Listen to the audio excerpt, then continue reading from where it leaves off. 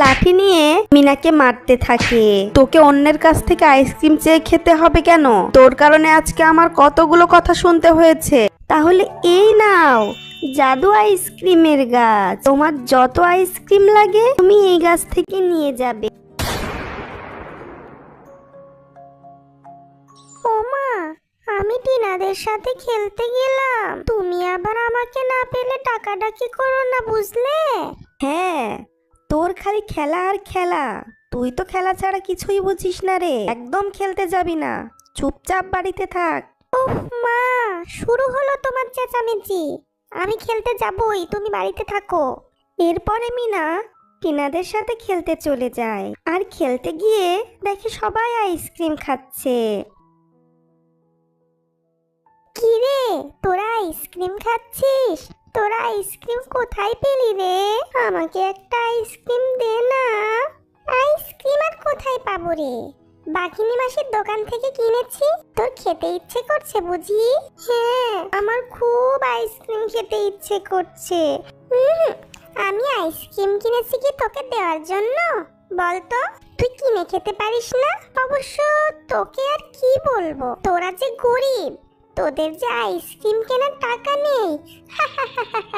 কুহুর কথা শুনে অনেক কষ্ট পায় মিনা। কান্না করতে করতে বাড়িতে চলে যায়। মিনার কান্না দেখে মিনার মা বলে, কি রে মা, কি হয়েছে তোর? তুই না একটু আগেই খেলতে গেলি, তাহলে কান্না করছিস কেন? এখন বল তো আমাকে, তোর কি হয়েছে? মা, কুহুর আইসক্রিম খাচ্ছিল, আমি একটু আইসক্রিম চেয়েছি দেখে কুহু আমাকে কত কথা শুনিয়েছে। শোন মা, কাঁদিস না। আমরা যে গরিব, আমাদের তো আর ওদের মতো অত টাকা পয়সা নেই, তাই তো আইসক্রিম খাওয়াতে পারি না তোকে। তুই কাঁদিস না, কাজ শেষ করে বাড়ি আসার সময় তোর জন্য আইসক্রিম নিয়ে আসবো রে মা। এখন ভাত খেয়ে নে। মায়ের কথা শুনে মিনা অনেক খুশি হয় আর কান্না করে না। এরপরে মিনাকে খাবার দিয়ে শেফা শিয়ালিনী কাজে চলে যায়।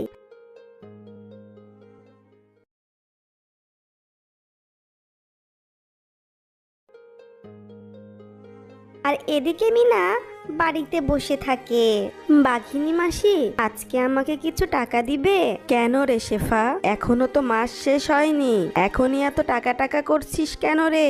আসলে বাঘিনী মাসি, আমার মেয়েটা খুব আইসক্রিম খাওয়ার জিদ করছে, তাই আপনি যদি আমাকে কিছু অগ্রিম টাকা দিতেন তাহলে আমার খুব উপকার হতো। আমি তোকে কোনো অগ্রিম টাকা পয়সা দিতে পারবো না। হ্যাঁ, তোর মেয়ে এত আইসক্রিম খাওয়ার শখ হয়েছে কেন রে? যত সব ঝামেলা। বাঘিনীর কথায় শেফা অনেক কষ্ট পায় আর কাজ শেষ করে বাড়িতে চলে যায়।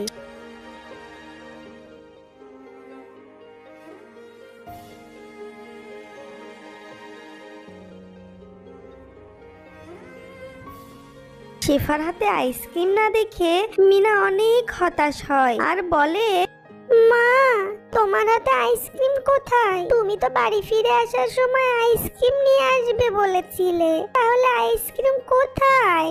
শেফা শিয়ালিনী মন খারাপ করে বলে, মারে, আজ মালকিনের কাছে অগ্রিম টাকা চেয়েছিলাম, কিন্তু মালকিন আমার কোনো টাকাই দেয়নি। আমি জানি রে মা, তোর আইসক্রিম খেতে অনেক ইচ্ছা করছে। আমি সেই কখন থেকে তোমার জন্য অপেক্ষা করছি যে তুমি আমার জন্য আইসক্রিম কিনে আনবে। তুমি তো আইসক্রিম আনলে না। জঙ্গলের সবাই আমার সামনে আইসক্রিম খায়, শুধু আমি খেতে পাই না। আমার আর ভালো লাগে না।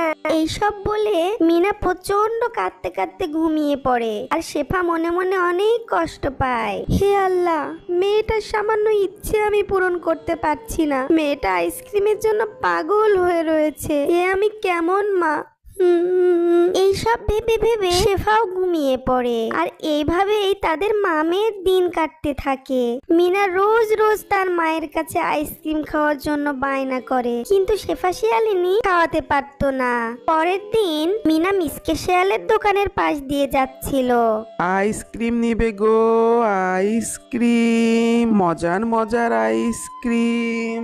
এরপরে মিনা আইসক্রিমের গাড়ি দেখে আইসক্রিমের কাছে যায় আর বলে, আমাকে একটা আইসক্রিম দিবে গো, তোমার আইসক্রিম খেতে এসেছি। তা তোর কাছে কি টাকা আছে? না মিচকে কাকা, আমার কাছে টাকা নেই, কিন্তু মা আমাকে আইসক্রিম কিনে দেয় না। তুমি আমাকে একটি আইসক্রিম দাও না। এই তুই যা তো এখান থেকে, তাড়াতাড়ি চলে যা, আগে টাকা নিয়ে আয়, তারপরে আইসক্রিম দিব। মিনা তবুও কোনো কথা শুনতে চায় না। মিসকে শিয়ালের কাছে আইসক্রিম চাইতে থাকে আর মিসকে শিয়াল রেগে গিয়ে ধাক্কা মেরে ফেলে দেয়। আর তখনই ওইখানে মিনার মা শেফা চলে আসে। তুমি কি তোমার মেয়েকে আইসক্রিম কিনে খাওয়াতে পারো না? এইভাবে ভিখারির মতো আমার কাছে এসে আইসক্রিম চাইতে লজ্জা করে না? এরপর শেফা তার মেয়েকে নিয়ে বাড়িতে চলে যায় আর একটা লাঠি নিয়ে মিনাকে মারতে থাকে। তোকে অন্যের কাছ থেকে আইসক্রিম চেয়ে খেতে হবে কেন? তোর কারণে আজকে আমার কতগুলো কথা শুনতে হয়েছে।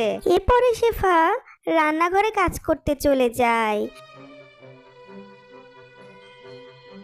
আর এদিকে মিনা মনের কষ্টে ঘর থেকে জঙ্গলের ভিতরে চলে যায় আর নীরবে গাছের নিচে বসে কাঁদতে থাকে।